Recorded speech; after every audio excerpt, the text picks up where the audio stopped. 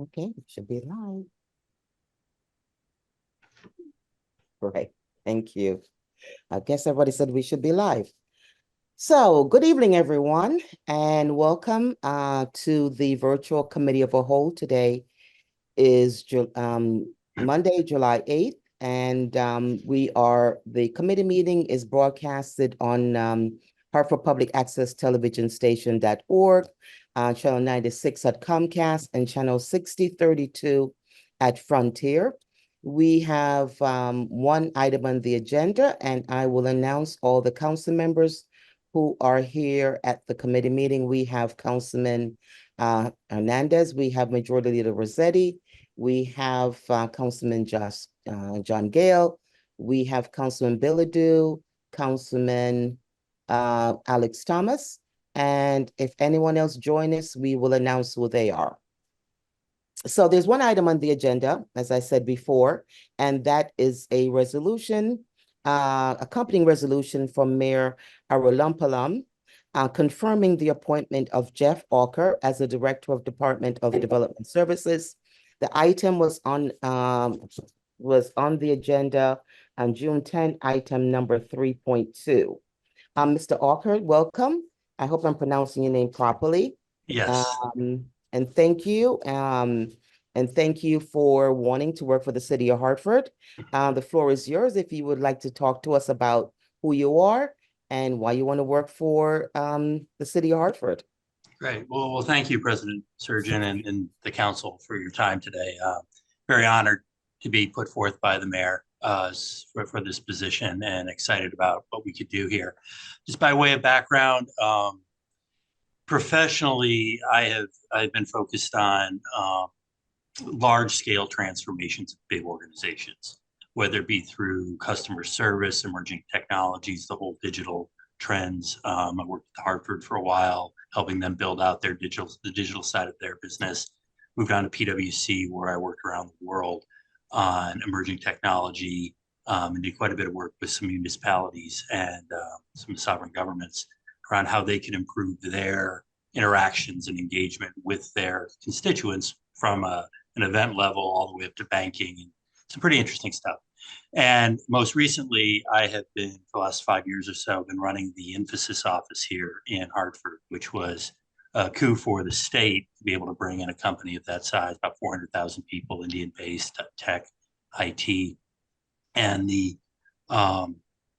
strategy behind it was to create more hubs across the country where we could train up different elements of the pipeline that may not have had access to great careers in technology before. So what that did for me is knowing the citizen that we wanted to be here in Connecticut.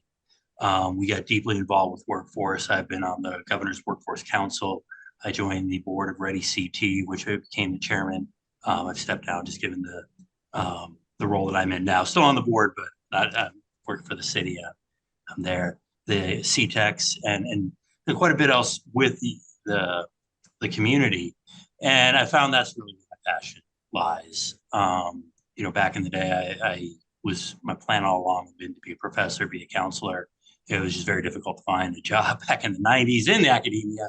And one thing led to another, and it got me into the business world, the digital world. But all along, I've been thinking about how I can get back involved with public service and areas like this. And this opportunity came up, and quite thrilled to have an opportunity to help the city of Hartford grow. Awesome. Thank you. And we always thank anyone that has come before us because we are so appreciative that people would love to come and work for the resident of the city of Hartford. I'm going to open the floor up for question from the council member. Majority Leader Rossetti. Thank you, Council President. Thank you, Mr. Walker. I like what you had to say. I'm a real believer in certainly people who lead departments, unless it's so specific, like heart surgery, that really it takes someone with organizational skills and leadership skills, someone who can lead a department. And I like to hear what you said. My question is to you, the residency requirement. Yes. As you were aware of. And you moving to the city. Yep. Can you say to me why you think, because 40% of the major cities in the country still have some type of residency requirement, particularly for department heads. Can you explain to me why I would think it's important that a department head live in the city of Hartford? Well, there's a lot there. Let me start with this role. The ability to walk the streets, the ability to see how neighborhoods, businesses, parks, just the behavior of how the city operates when you don't have the spotlight, when there's not a press conference around it.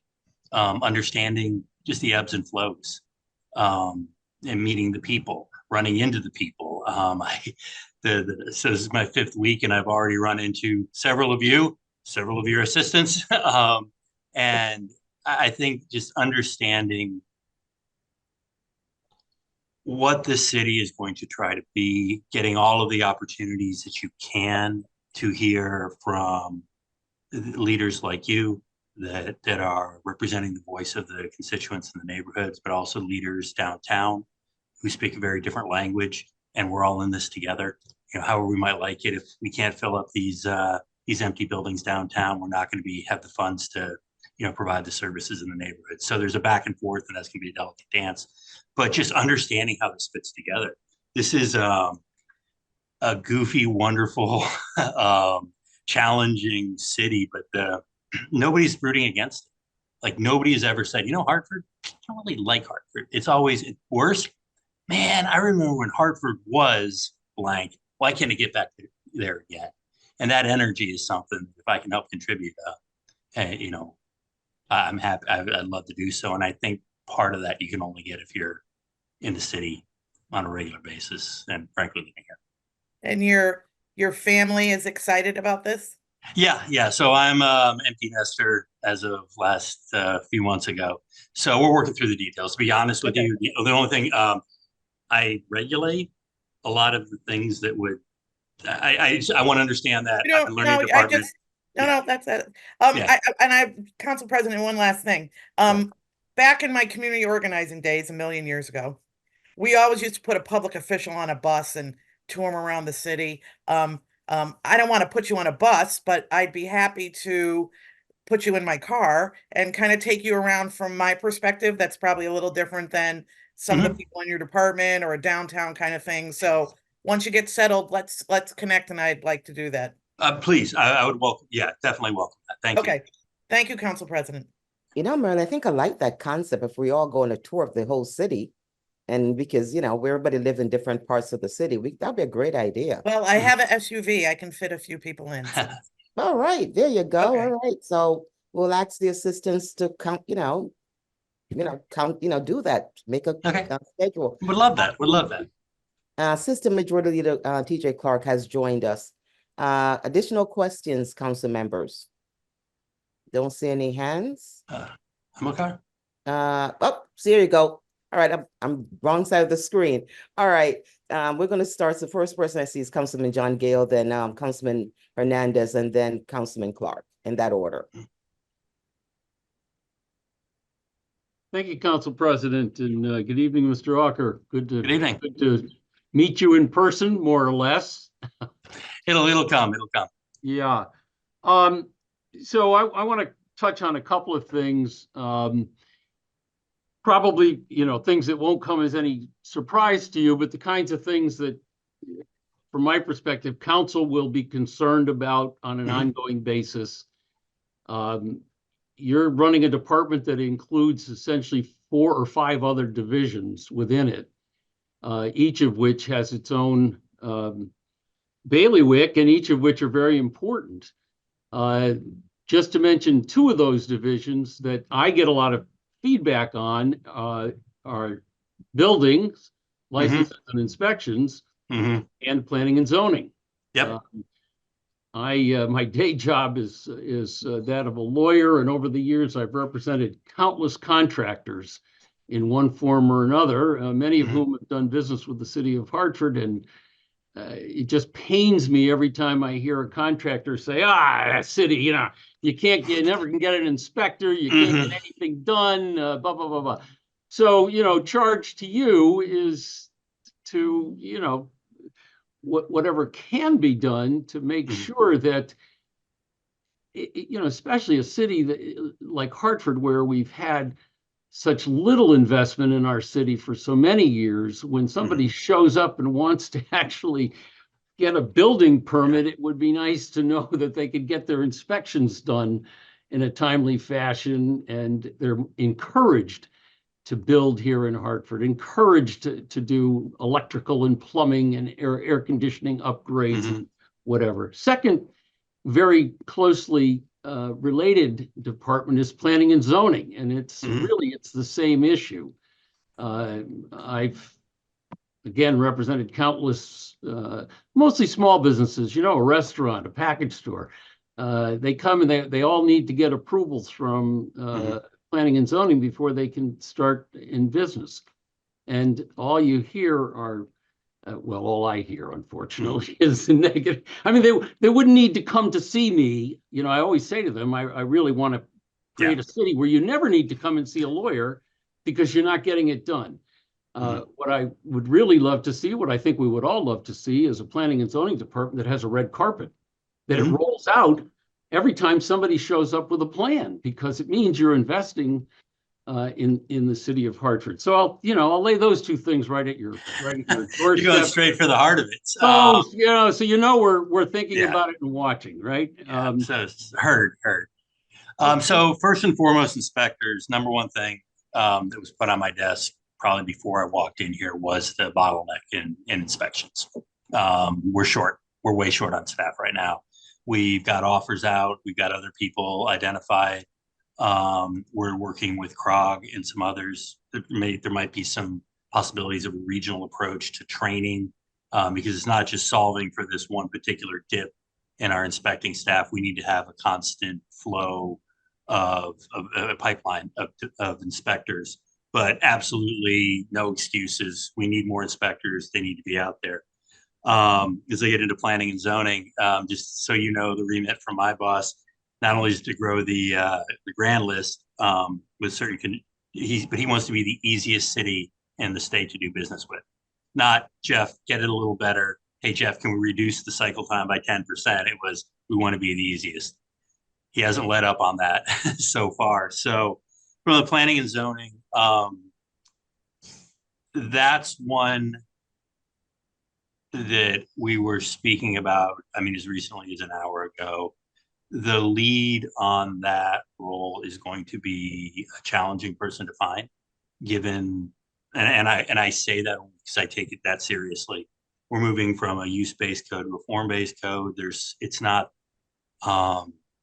necessarily issues of one versus the other, but how do properties transition from one code to the other? How do you look at neighborhoods with this? There's people that know this stuff, that have done it, and I want to find those people. I don't want to just fill the role. I want to fill it with somebody who can really guide us and through the transition on these. But we do have interviews going on that side. But the I couldn't agree with you more. If somebody wants to come and develop a building, build a building, fix up something that's been blighted, we have to, like you said, roll out the red carpet. We can't get in our own way. I've got some things going on that side, and check in with me in a couple of months and tell me how I'm doing. Well, seriously, not to worry. Not to worry. So I hear, sir. So I hear. But that's part of the game. But seriously.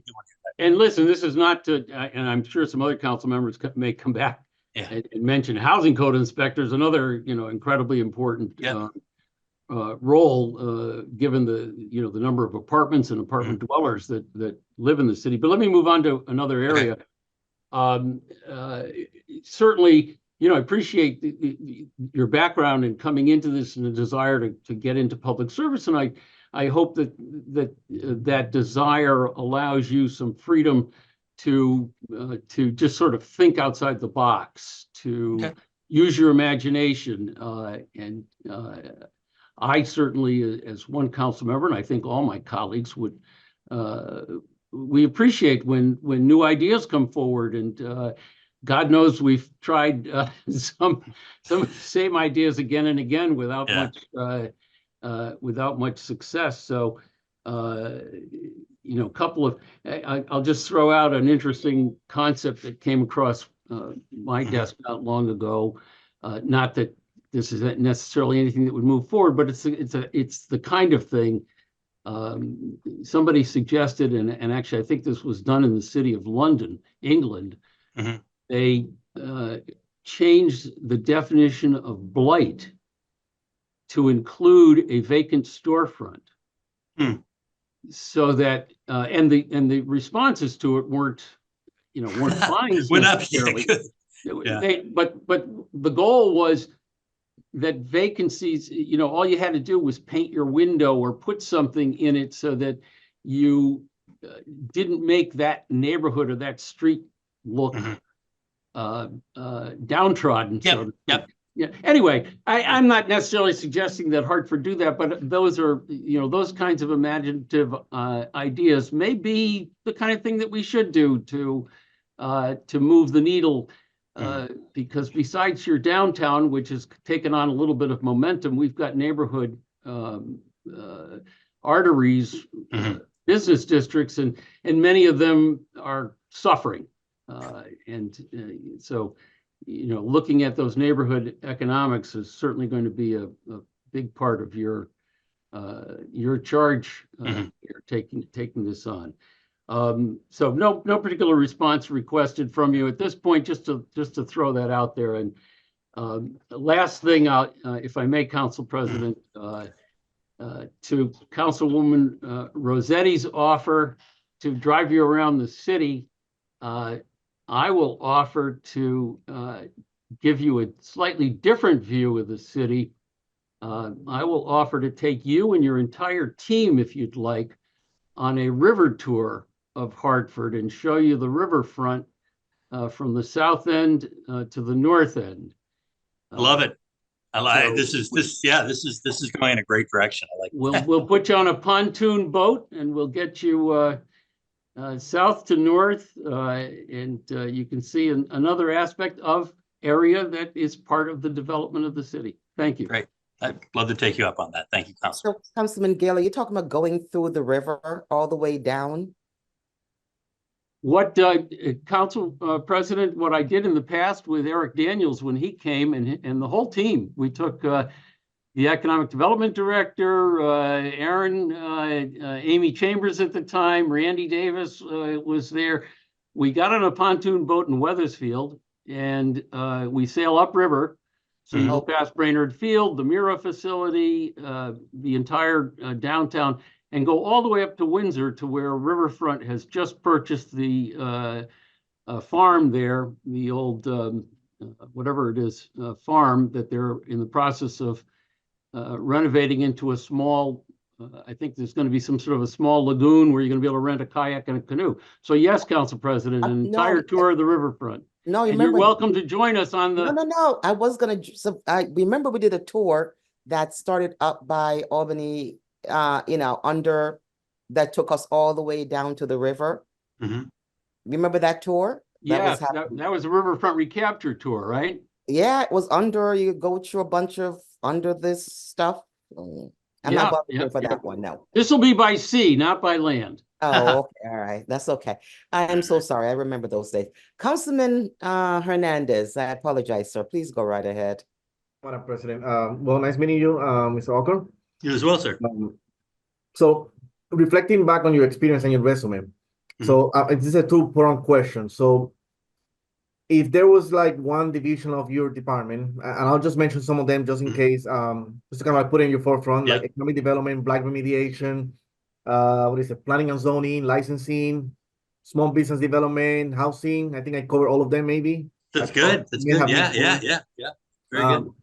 So if you were to look at those divisions, so give me the one that you feel based on your experience that you feel the strongest with, like coming in on day one, you feel like, okay, this is the division that I feel the strongest based on my experience that I can contribute the most right away.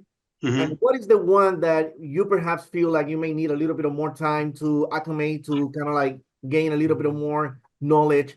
And on that one, how would you go about, that process of learning it and feeling comfortable with it to start contributing in a bigger way? Yeah. Kind of like the two Yeah, great. So in terms of where I think I'm most qualified, be on the development side, the economic development side, especially when you're translating between the needs of the neighborhood and the world of finance and the developers and all that, the business, side.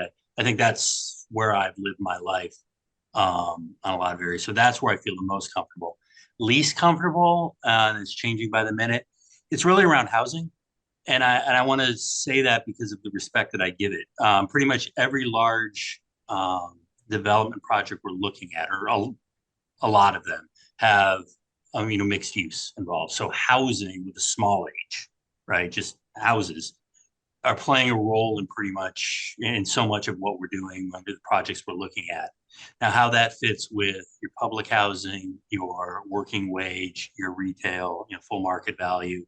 I think there's a lot of work that can be done there, not just on a project by project basis, but looking at the projects, the blocks, the neighborhoods. What's the overall mix of housing? How does that fit with what each of y'all are trying to build, in your neighborhoods, and how that plays? Because in so much of that comes through, grants from the federal government and a variety of other areas. That's an area that I think I really need to become much smarter on, because it's so important to what we're going to be doing here.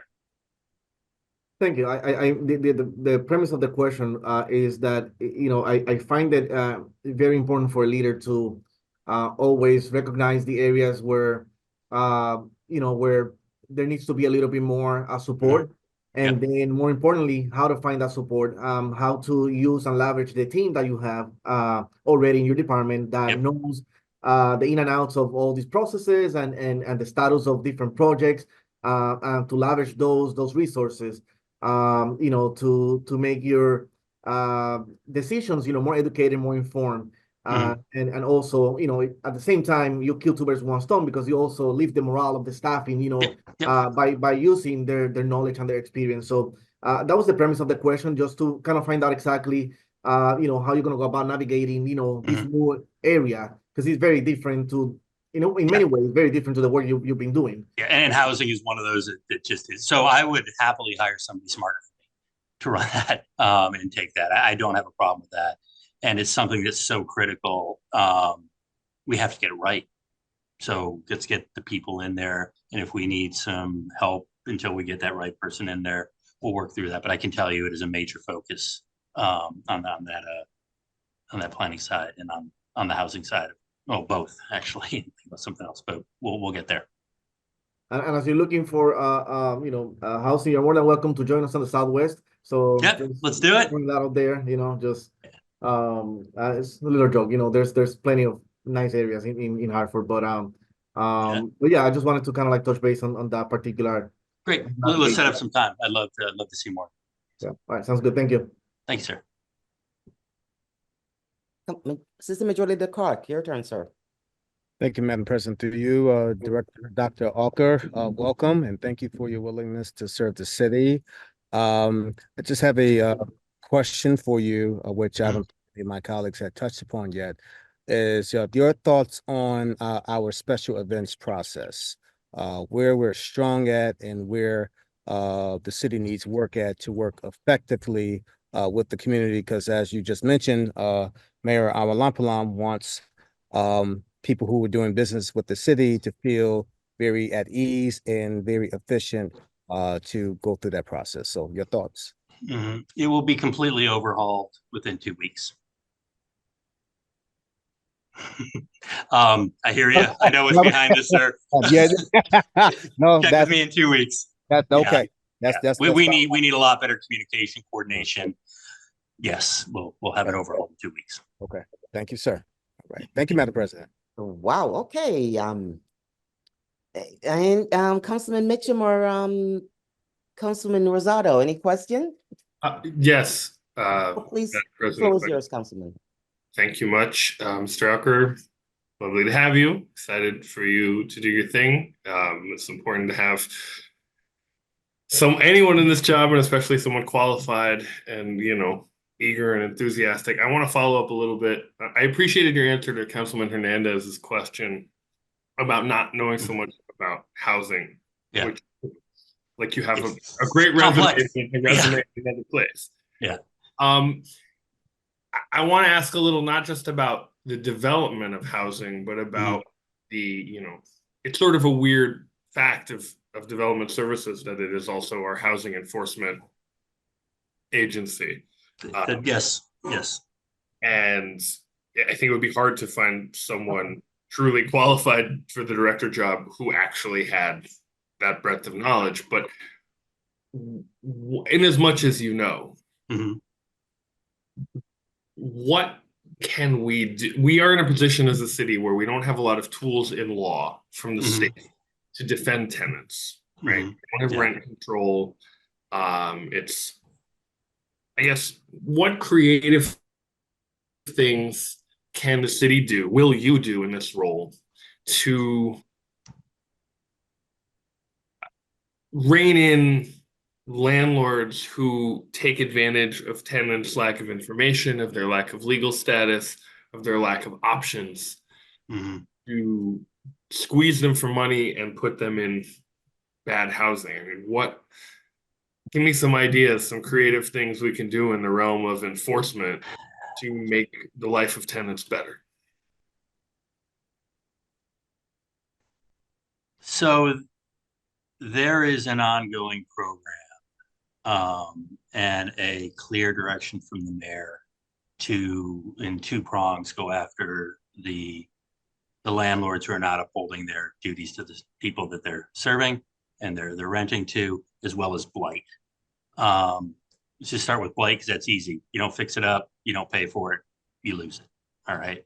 Similarly, the same attitude should be there for landlords who are, especially if you're, getting into protected classes or racial lines or anything like that. There's no place for that. Now, when you ask what I can do about that, I need to learn a bit about what tools are in my toolbox because there's rights on both sides.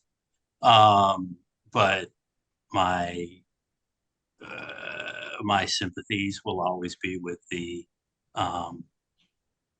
we'll never be with the landlords abusing the trust that they've been given. I mean, I don't want to get too much into it, but it's more than just buying a building and running a business out of it. You got another family living their lives in there.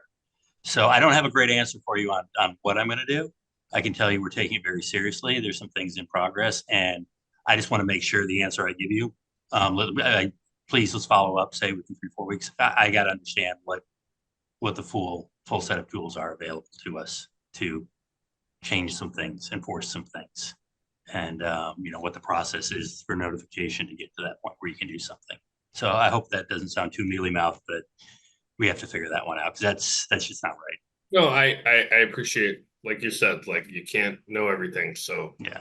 Well, and I also, I want to make because there's going to be enforcement actions, right? You got to deal with those properly. Just leave you with this. That I mean, you said like there's rights on both sides. Yes, there are rights on both sides. Our constituency, in terms of numbers, is tenants. We are a city of tenants. Yep. And I hope you will take that approach that like landlords, by and large, they'll be fine. Yeah. It's tenants who need the city to step in for them. But glad to have you here. I promise you we'll talk more about this. Thank you. Thank you, Madam President. Councilwoman Bilodeau or Councilwoman Rosado, any questions? Councilwoman Bilodeau, I see your hands up. Go ahead, ma'am. I'm here. Thank you, Council you President. Can you hear me? Yes, ma'am. Go right ahead. Okay. Welcome to the City of Hartford, Mr. Ocker. Thank you for your willingness to serve. Look forward to meeting you in person. My question might be somewhat of a duplicate, the first question, but how do you feel your experience will translate to this position? And then the second part of my question is, what do you see right now as your top 3 priorities? Okay. Yeah, I mean, I think we hit on a little earlier in just, I've run large departments, taken them through change, done some pretty transformative things around the people that we're managing. And has been mentioned, this department covers a lot of different things. And there's some things we need to do to improve the communication amongst us because they're not separate silos. And we just need to work on that. So on that side, on the organizational side, I think that's something I do feel confident in the resume on. In terms of the transformation side, in terms of bringing new approaches, could be new technologies, could be new on that development side. I've always had to start with a blank whiteboard and then go raise the money, whether it's in a company, outside a company, wherever. It's always been starting with ideas. And what that brings, I think, is a very practical view of what it takes to get things done. I've been idealistic, I've been pessimistic, and hopefully I'm winding up somewhere in between. So there's that, and I think that organizational side and the just the experience with the development side. And the second part of the question was, or was there second? What are your top three? Oh, the top three priorities. First, grow the grand list. We have to, but I think what's most important is how we grow the grand list. First, and I actually am encouraged by how quickly this is catching on, but we have to stop thinking and talking just about properties or projects. We got to start thinking about blocks. We got to start thinking about neighborhoods and then how to connect them together. So already we're bringing together just simple things like the files we have here are all based on addresses. Well, why don't we group them into blocks? Like something as simple where you can pull up a folder and see everything going on there.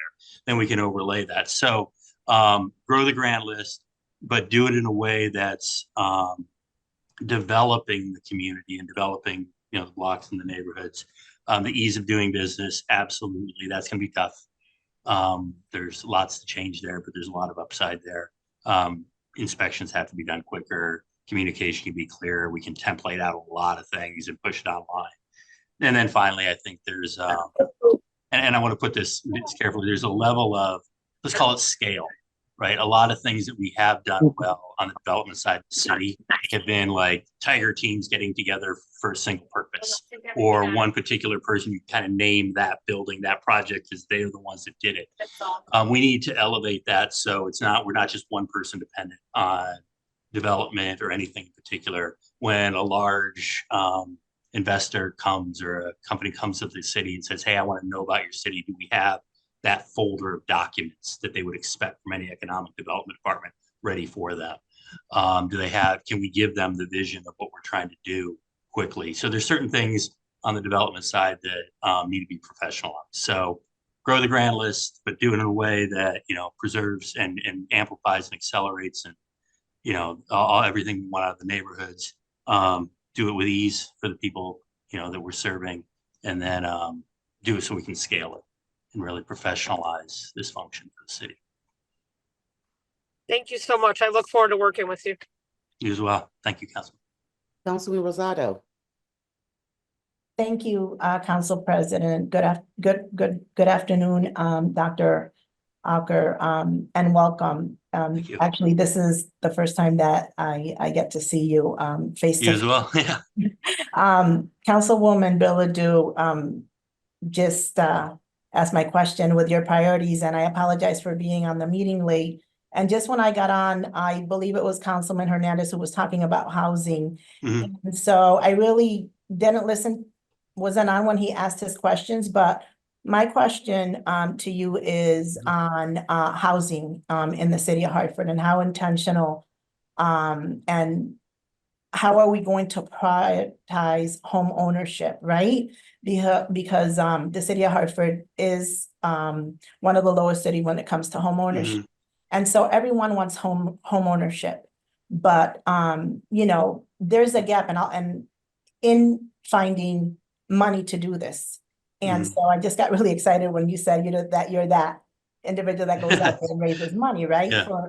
For example, if we have a developer, right, in the city of Hartford, who is doing a development and wants to do home ownership, and let's use an example of 25 homes. Mhm. They would need $10 million in order to produce 25 homes for home ownership, right? And I'll give you an example. Let's say it takes to build each home $400,000, right? And they sell the homes for $220,000. So no one would want to take that because you would have a loss of $220,000, right? So there is that gap. Everyone wants home ownership, but nobody talks about that gap. How do we meet that developer halfway? So that's one of my questions. That's my question to you is, how intentional are we going to be in order to address this issue to be able to get to homeownership in Hartford? Because everyone wants it, and like I said, no one wants to talk about where do we get that funding for that. Yeah, tough question. And I'm not trying to put that up, but the No, ARPA I days, understand what you're saying. the ARPA days are over. So that kind of obvious pot of money, not quite as accessible as it was. I think it went to some very good use. I can answer definitively the intentionality will be there.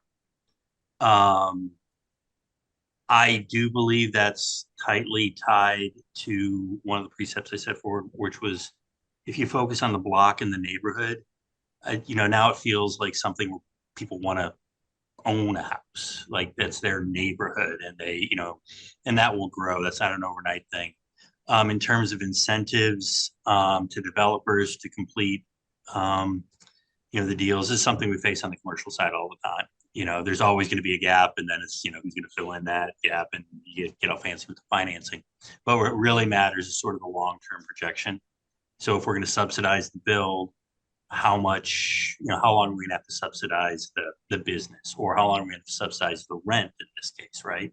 So there is a question there, like you build up the facility or the building residence, but then is it viable for anybody to own that moving forward? Parking is very tricky there when you find out how much it costs to build a parking space and then what they want. I'm not paying, what it would take to break even. So I hear you. But I honestly don't know right now if where to put those incentives, because there's an obvious place that will get that building up and running quicker. I don't think that necessarily solves for the long haul. It's like any businesses. If we put a bunch of money in them to fix up a business, but then they're out of business in a year, what did we do? We might have made the situation worse. So I want to take a little time on that because I am being thoughtful about that, but it's going to take something clever because this is a big deal and we're so far behind in the percentage of people owning homes. So hold me to it. We'll work together and figure it out. Thank you, Madam President. You're welcome, ma'am. My turn, Mr. Octor. You've said some great words, which got me totally excited. I'm trying to control myself here. Couple words you said which make me excited. Community, looking at blocks, and not just addresses. Yep. Because there is so much that if you're going to do development of housing, if you do a block, you could actually see something happening. So when you said those words, I got excited because I think that's one of the things I believe is missing in our city is that we don't look at development or housing on a neighborhood, develop a neighborhood so you can go to the next neighborhood and go on. And you have something of a record to show what you have done. Now, we have these little speculatives all over the place.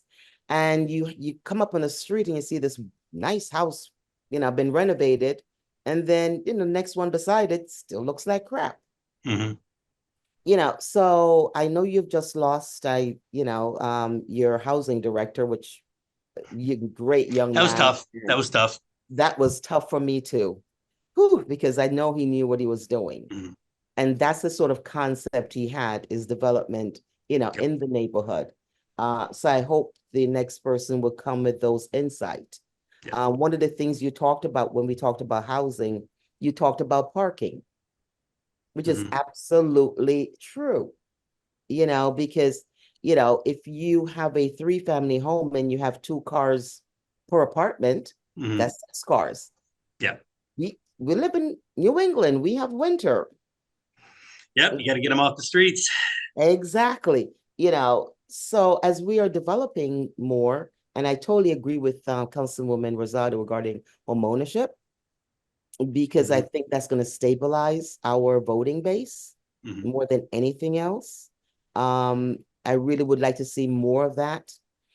Yeah. I would love to see you lobby the state to say, great, we do wonderful monies for affordable housing, but where are the monies if you want to put monies into, as Councilwoman Rosado talk about that gap? And again, that's legislation coming from us and how we want to lobby our state delegation and our federal delegation, in making Hartford, a place of destination. Mhm. I love our city. We're not New York, we're not Boston, but we are certainly unique. Yes. And That I is true. think, one of the things, development services I would love to ask you to do is do a better job in marketing our city. Mhm. We don't show that how much we love our city. Mhm. And I would So love to I've see got more of that. that's my one sticky on my screen right now, marketing our community work. Absolutely. Yeah, I won't tell you what it has underneath it, but I agree with you. There's some great stories out there Yes. that when you do marketing, I believe you have to earn the right to say good things about yourself, or it's just empty words. I think Hartford is definitely earning the right to say some great things about what y'all have done and how y'all have led it and how the administrations have come together on it. Is it great, wonderful, perfect? No. But is there progress? Is there hope? Can you start to see a direction coming out of it? Yeah. And those are the sorts of things that I think, put businesses aside, because in the end, the business stuff comes down to deals. And I don't mean to downplay that as much. It's just kind of know that, and that regulates itself and it does its thing. It's, getting the people who want to live in Hartford, getting people that want to go into there. That's going to take all the different things you guys talked about. Like, not one of those elements is going to make people go, yep, now I'm going to buy. It's going to be all of those coming together: schools and safety and convenience and access to stores and all of that. So that's the hard part, but I think that's the part you're doing well when people want to live in your city and buy. Absolutely, totally agree. And my only other ask, I think when I first met you, I think I gave you a couple of pages. And one of the things I would like to add to the ask is the communication between departments. DDS and Public Works, certainly, if something needs to be developed in the city, between procurement, and getting that project done. You do need to work with, and one of the things which I think I would love to see a better, to make things move faster or better, is the communication between the departments that actually work with each other to accomplish, what we need to accomplish. Because the Public Works, if you're going to do a development in the street, you got to make sure the street is right. If you're going to do development downtown, you do need to know, where you can build the water. And now we have to have at least 2 pipes, if not 3 in some cases. Yeah. Exactly. And that communication makes the difference in how we go about accomplishing and do this a more effective and more efficient way. So that's my ask.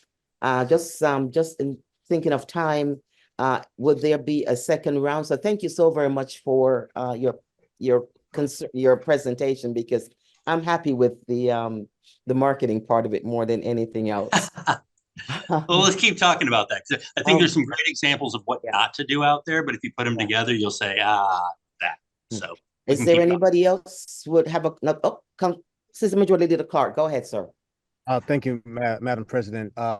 Just to go back to the marketing piece, some 2 administrations ago, DDS had in its department a division of it was called MECA, Marketing, Events, and Cultural Affairs. Yeah. And that's something, as you're talking about marketing, I would like for you just to take a look at whether it's recreating this division back, or having somebody within your already stretched team be charged with doing that specifically as well. Okay. Okay, great. I don't think I see any other hands raised. We're good? Okay. If there are no other questions from Mr. Auker, I am willing to entertain a motion. I make a motion to send back the appointment of Dr. Auker to the position of, please name it, favorably. Favorably. Okay. Second. Okay, so the motion has been made and properly second to send back to the overall body council favorable recommendation from hiring Dr. Auker as the Development Service Director. Those in favor? Aye. Right. I Okay, is there anyone not in favor? Seeing or hearing none, is there any abstention? Okay, seeing or hearing none. The ayes have it. Dr. Ocker, congratulations. Thank you very much for Thank you all. spending some time with us. Welcome. We truly, truly appreciate you wanting to work on behalf of the residents of the city, because it is the greatest joy is public service. So thank you very much for wanting to do so. Well, thank you for your time, everybody, and your support, and look forward to working with all of you and your teams. All right, Thank take you, care. sir. Well, seeing that is the only item on the agenda, I am going to adjourn this committee meeting and look forward to our public comment at 6. Thank you, everyone, and end of the committee as a whole. Okay, thanks, everyone. Thank you.